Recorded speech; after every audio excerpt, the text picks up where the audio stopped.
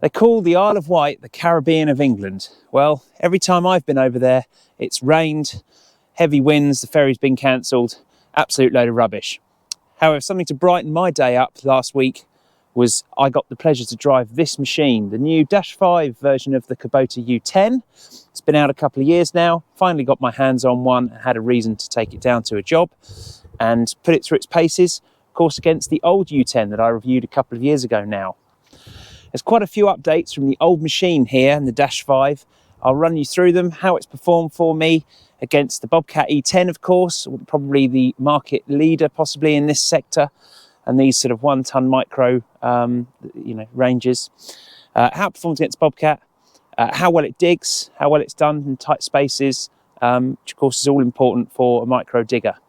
So please subscribe to my channel if this is the kind of things that you enjoy. I like reviewing compact kit. I do this for a job. Let me talk through the U10. There's quite a lot of features on this machine that have been updated over the old model. So this is the -5 version of the Kubota U10. A couple of years ago, I reviewed the -4 model, which had the traditional joysticks in front of you on the pod here. They've revised this machine in quite a few ways. We've now got servos, updated the hydraulics. I'll talk about all that in a second, but there's 2 models in the Kubota range. You've got the U10 here and you've got the KX008. Now the U10 is a 0 tail swing model. As you can see, it doesn't overhang the tracks. The tracks actually go a little bit wider than the KX008, and the downside of that is they don't retract as far. So the KX008 will get into smaller places. It hasn't got quite such a big arm on it either, less reach. But it will go down that bit narrower. This U10 will go down to 750, which is its first downside really against the Bobcat, which will do 710. Now 40mm doesn't sound like a lot, but you know, you're only taking one of these machines in because you've got tight access, either a gate, a doorway, or something similar, and that 40mm may well be all important, as we know it can be in other situations. However, I guess there's always a compromise to be had with these, and balance, weight. I think it could do with having wider. It could do with the tracks sort of retracting more and then maybe spreading that little bit wider, which I think the Bobcat does as well, which of course helps its stability. That's not to say this is particularly bad for stability either, but I just make the point, it doesn't quite go as narrow as I'd like. A small downside, or quite a big downside maybe, depending on your application. But I have to say, what it allows is for them to put a bigger arm on this machine. And I mean, this digging end that's where it is for me. Anyway, moving forward, the blade itself here, you've got these 2, and this one actually still has them. Can you believe it? A hire machine still has its extra ears. These are a bit of a pain. Now I've greased these because they weren't coming out. Yes, I've actually given a hire machine some love. That's the kind of guy I am. The problem is these come off and then you've got to swing them round. I'm trying to do this one-handed, of course, and stick them on extra here. Now, your pin then goes back in your same hole. Now, that's good because it stops any gear and crap getting stuck in a hole when it's not being used. The blade itself's got quite a nice shape to it. You might see it's got a slight curve as well to the end of it, which is quite nice for material retention. You do get, I mean, that sort of shows you the amount it retracts really. That's all it's doing, but that does help. It's not a bad system. It could be better. You end up with muck and stuff getting in between here. I mean, the Bobcat system isn't great either, I have to say. They've got like sort of bits that go over the blade and then extend out. I think this is a better system than that. But of course, you can lose these.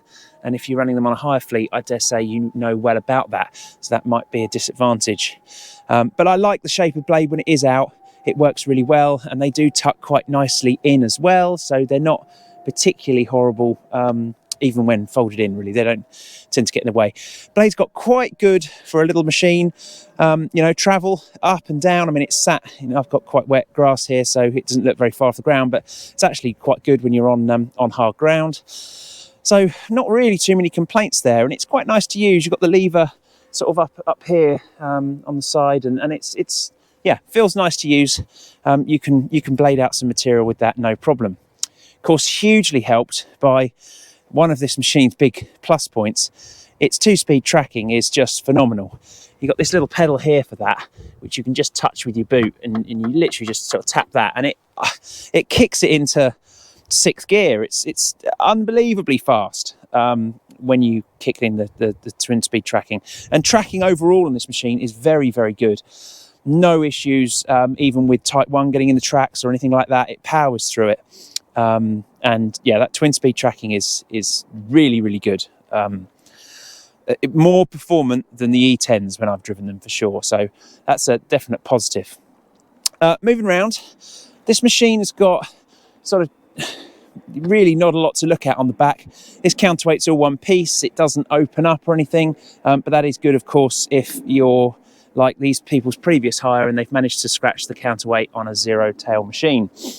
I'll talk a bit about the quick hitch in a minute, but I do like finally someone has come up with an answer and got the quick hitch lever bar on the back here, which is bloody brilliant. I think that's a really good little design feature. That, yeah, it sticks out slightly, you know, around the corner, but that is a great little little design there. If you put the seat right back, it does stop you getting the handle out, but you know, small things here. This is a huge improvement. People were taping them up here and putting them in bits of tube, and just get lost, don't they? That is a good solution. In fact, I'd love to see things like that in slightly bigger machines. So fair play to Rhinox for coming up with that solution. I believe it's part of their system. So yeah, you got your engine fan here, rads and stuff. We'll open the bonnet in a second. It's a nice, tidy, compact machine. There's nothing really to damage on the back, which is good. These hoses are nicely encased in metal wrap, so that all works really well. And you know, you could potentially snag them, but I mean, if you're going to snag them, you're going to snag them, aren't you? It doesn't matter what you put them in. I think they're pretty well done. So that all works well. Tracks are grease tensioned. You end up with this grease nipple exposed here. It'd be nice to see a cover on it, really. But these are small details, and we have to go into small details on this machine because they are getting very, very good now for little micro machines. Now, the obvious one that you're all going to be thinking about is the fact that the roll cage is now, it's still on the front. It was on the front in the old ones. In fact, I think they've beefed it up, and there's actually now this extra piece of metal, which I don't remember being on the old ones. They have, of course, fitted grab handles, which is a nice touch. But yeah, they're not. It's just a compromise, isn't it? I think with these, you end up. The advantage of having this forwards is that this top piece folds down, and it folds within the curtilage of the machine. So you've got the arm sticking out the front anyway if you're in a tight space. This folds down onto that. That works. That works for me. You know, you've got to get in a tight space. The roll cage is sort of within the, you know, the area. If you put it at the back here, it sticks out beyond the back of the machine, and that's something else you've got to watch out for, which with this machine in a tight area, you don't have to, because it's sort of in front of you, you know, you can see it. But it does restrict legroom. It restricts access. Getting on and off isn't the easiest. I mean, these do both fold back, but what you end up with is not a lot of legroom here. I'll explain when I sit on it in a minute, because they haven't changed this pod. That's the same pod that used to be, and you know, your levers used to sit here for your joysticks. That hasn't changed, and as a result, you know, you've now really only got this kind of legroom. You used to be able to get your knees a bit wider, but of course they hit the side there. So small little things. I think ergonomically the E10 is a probably a better machine to sit on, but it's marginal, really. This isn't a bad machine to sit on by any means, and I'm 6 foot, so you know, the seat goes back quite a long way.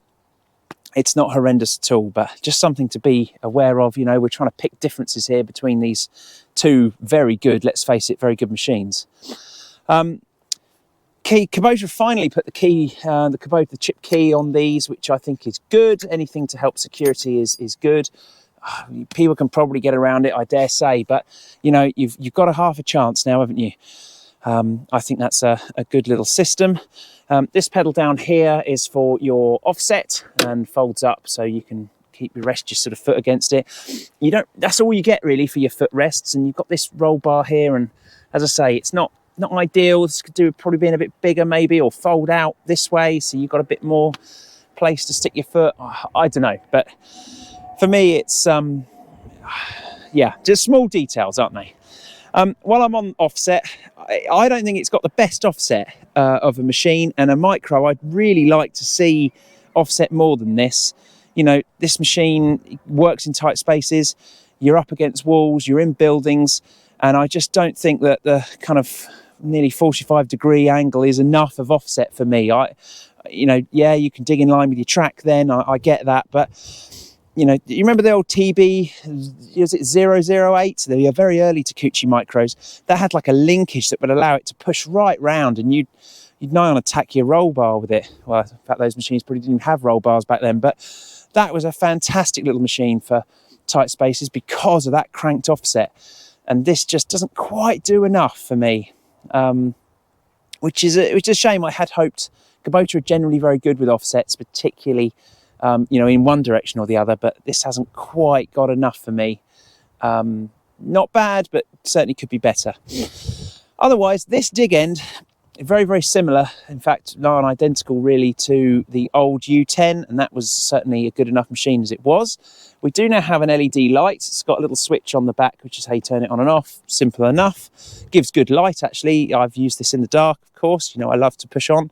And yeah, works well, certainly can't complain there. Pin end greasing is very good. You've got all your grease points. In fact, it's exclusively pin end, nigh on the bottom, very bottom of the machine. So that has actually on the other side, I forgot. So yeah, it's pin end all the way, which is great. I like those. I know there's a sort of the idea that maybe pin end greasing leaves a slit and a hollow in the pin that can then potentially break. But I think it's an advantage. The easier you make pin greasing, the more likely it is to get done. So having all these on one side, I think is really good. Now, the Rhinox quick hitch, you remember the last machine I had a White's quick hitch, which I didn't really rate very well. This has done 230 some odd hours, this machine. Yeah, I know you wouldn't believe it, but higher machines, unfortunately. I think it's a good quick hitch. I like the bar, as I say. It's quite big, it's quite bulky, and it does have quite a bit of build height. You just struggle with these spring hitches to get them really any smaller than that. It's not a bad hitch, and it certainly doesn't seem to have the play that the White's one had at a similar age. I struggled, I couldn't actually get the bucket to go on backwards in reverse. I don't know why, because to me it looks like it should. But I tried it a couple of times and wouldn't do it. So I don't know if that's a thing, or whether I was just being a bit stupid, or there was a bit of dirt in there or something that wouldn't let me do it, but I just mention it. But otherwise, nice, you know, the pin, the safety pin pops out nicely here. It doesn't come all the way out, so you can't lose it. You know, that's good.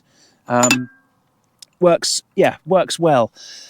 Always a compromise on a micro when you put one of these on it, because the geometry of this is hugely affected on these small machines. Now, you gain a load of reach. If you think about, you had that bucket pinned on here, you know, you're gaining, I'd say 250 mil of reach there, which is certainly most welcome on this machine. But it doesn't like sort of curling out. It's difficult to dig a straight trench.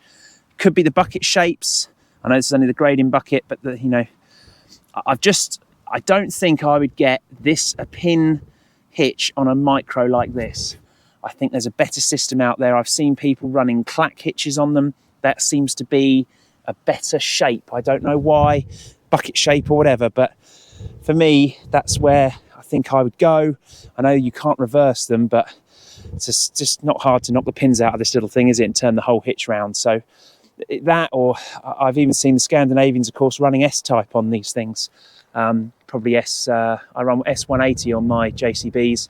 I think they run S150, S30-150, which is a slightly smaller dimension. So I think that would probably be the way we'd go.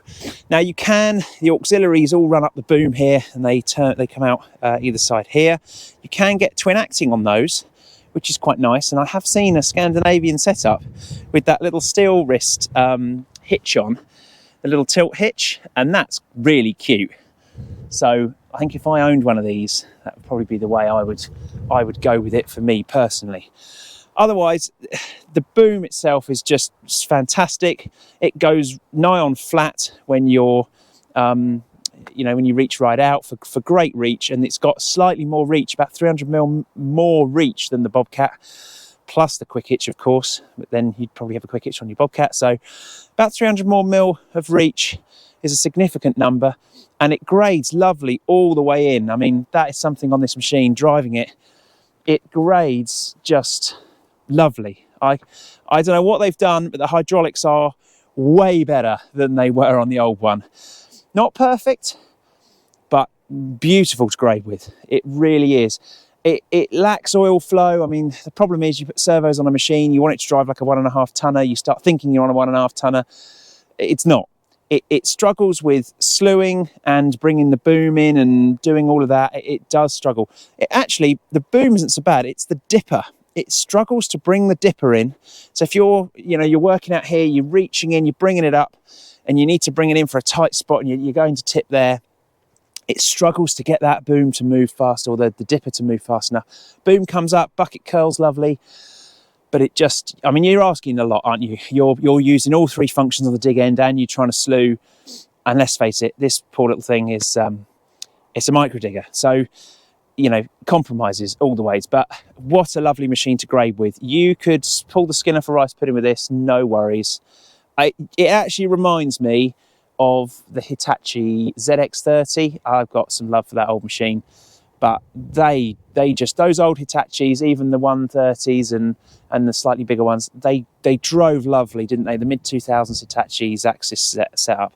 This is that good, but on a Kubota Micro. It's absolutely lovely to grade with, and it's got to be a standout feature of the machine for me. They say in the bump that they've improved the hydraulics, and yeah, have they?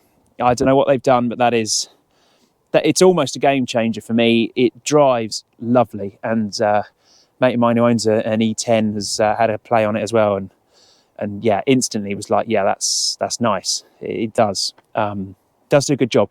Digging force wise, 5.4 kilonewtons. The Bobcat's 5.5. There's not a lot in it. They're very, very similar in that way, oil flows, etc. But this grade's better than the Bobcat for sure. It is a beautiful machine for that. So onto the engine, really. Engine, under here is your access. Lift it up, whole pod sort of tilts back and gives you really good access, actually. There's not a lot you can't get to in here. It's tight. I mean, obviously it's going to be tight. This floor also comes up and all this comes off to get you to your valve chest and everything. But, it's there. You can see it. You can check your oil. It's not unmanageable. You don't have to take the whole thing apart to get to a lot of the common items. Even the starter mode's nice and accessible. Can't complain for access. And this little Kubota engine is a really frugal. It's the D722 model. They reckon it's stage 5 compliant. I mean, probably because there aren't any compliance issues at this kilowattage. Puts out I think it's 10.3 kilowatts. They're saying at 2,000 RPM, which isn't horrendous, and is, I mean, virtually identical to the E10, the Bobcat as well. So I think this has got like 0.1 more kilowatts or something of power. Nothing that I don't think you would really notice. But yeah. Diesel tanks down here, very easy to get jerry can to, nice and easy. You've got your slew lock. I mean, it's a micro digger, not a huge amount to talk about really, but I think they've done as well as you're going to in one of these. The only one I've seen that might be slightly better is that Sunward, actually, that opened the other way, because you just get a bit more, you've got to squeeze in here to kind of work on it, and I just quite like the idea of it opening the other way. I know it sounds stupid for me to be quoting a Sunward machine, but honestly, that was a nice little feature on that digger. But this isn't bad at all. Oil filter here, not bad at all. So that's your engine. I'll try and get this seat back down now. One-handed. not the easiest. Both pods, if you pull up any of the joysticks, it isolates the machine, so that's good, and you can get off either side, which is important because you can't always get off the right side or the left side as you should, or do mostly in diggers in these little tight things. So we'll hop on and I'll talk you through how it is ergonomically. So you haven't really got a lot of room here. It's a micro digger. Tracking levers are to hand, throttle is here. Now I've never understood why that's on, that's max throttle, and that's off. To me, I don't know, I'd have it the other way myself, but it works, and actually your knee doesn't hit it. You pretty much can't get your knee over there. You'd be in a really strange position. But this is my point here, is that when this pod is down, as it is now, you know, that's your knee room. There's not a huge amount here, and I've got the seat pretty far back. Your feet, you can sit them flat, or you can hook them on those little pedals here, but you know, your foot's sort of half resting on it. It's not the most comfortable. I think it could be improved. Of course, an advantage of having the roll bar in front of you is you can get hold of it and grab it. Visibility isn't even worth mentioning because obviously it's exceptional. Well, you are virtually bigger than the machine, so it's not bad. Dashboard's still down here. It's not impossible to see, but it could be better. You know, now you've got all this room up here. It would have been nice if they'd have maybe moved it up here, maybe be able to have a fuel gauge, you know, and it's got a fuel light to tell you when it's low, but these little things might be nice. Strangely enough, when I first started driving this machine, the blade lever, which is here, I just kept thinking it should be over here because, well, you're on a servo machine, right? And, you know, you just think you should have the blade over here, but you can't because, you know, this is literally in line with the outside of the machine. And that brings me on to a small criticism here. The Bobcat's servo levers, you can bring them in. You can actually like bring them so they're tighter, closer to you. These are lovely in the position they're in. They're really comfortable, and the seating position is excellent in relation to wrist rests and where the levers are. I think Kubota have always got that very good. But I just think when you're in a tight space, you're squeezing down the side, and remember this machine's wide anyway at 950. If you're on a slight cant, you know, the top of the machine's leaning closer to the wall, and for me, these pods, you know, they're going to get scratched, knocked, and this is only thin plastic, really. It would be nice if you could bring them in. For me, I'd like to see that because you're just sticking out. You're actually out a bit further than the you know, the bodywork. Say they are dead in line with the widest part of the machine. So again, small things, but it does make all the difference on these micros. This joystick's already been abused, so someone's taped it up. As I said, 230 hours. Congratulations to whoever did that. Wrist rests here are adjustable. Look, we've got bolts to adjust the wrist rests, the height of them. I mean, there's some bigger machines that don't have that. That's, you know, that's a great feature. Love it. They're actually in a really nice position as they are, and you do sit very, very comfortably on this machine, I find. Even though your knees are knocking against the side of here, it's not too bad, but just small things I think they could improve on. So yeah, I mean, that's pretty much all there is really to say about the U10. So I guess my conclusion, this machine, I've had it a week, done some work in some tight areas, I've done some more open areas of landscaping, done a bit of grading, done a bit of digging, foundations and stuff. And it performs all those tasks absolutely fine, as you would expect. And in fact, the old one did as well. For me, I think this is the first new generation machine of any manufacturer for the last 4 or 5 years since I've been reviewing machines that I've been genuinely impressed with. And I've thought, you know what, this is miles ahead of the previous generation. Kubota haven't reinvented the wheel here. They've kept it deliberately, I think, quite simple. They've kept a lot of the things that people like, and no doubt the reliability will still be there as well that we loved from the old machines. They were incredibly tough old things, those U10s, and have proven themselves many, many times over with thousands of hours, and that's why they're popular in hire fleets. In fact, they take the abuse well. As an owner-operator, There's a lot of nice little features on this machine that you can get behind. You know, its ability to grade is just, yeah, it's lovely. It's a lovely little thing to drive. Yes, you know, you'll get frustrated with it because you'll want to do more, and that's the thing. It leads you to think that you're on a 1.5 tonner, and actually, I think that isn't a downside. That's a credit to the machine itself. Beautiful grading, frugal on diesel. It does a 1.5 days work, you know, of sort of average working, I found, before it needed filling up. And when you filled it up, you only put probably 8 litres in it. You know, it's done an entire week's work where I've used it every day. For, you know, I've done some other bits of work that weren't digger related, but some days it was running, you know, pretty much all day. And I haven't even used the full 20 litre jerry can. So 5 days work in less than 20 litres of fuel, I think is very, very good. You can't argue with that. And at today's fuel prices, that all adds up, doesn't it, to something? Yes, there's things you could improve on this, but they are small. It's mainly ergonomics, really. It certainly doesn't lack in performance, and I don't think you'd be disappointed at all if you bought one of these. Now, I haven't tried the TB. It's the TB1. Is it the 10R or something? The Takeuchi version of this machine. I haven't tried that machine. Tried the E10, although I didn't film it at the time. But yeah, haven't tried the Takeuchi.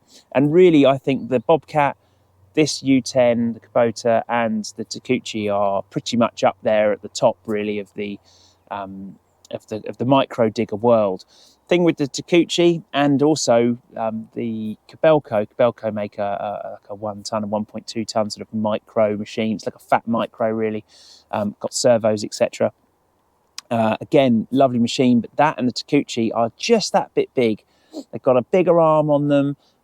They may well, you know, go down to 750 as this does, but when you're working in really tight spaces, you know, it makes a difference having that slightly smaller arm, and the general machine itself is just that bit tighter, and that can make all the difference when you're operating in small spaces.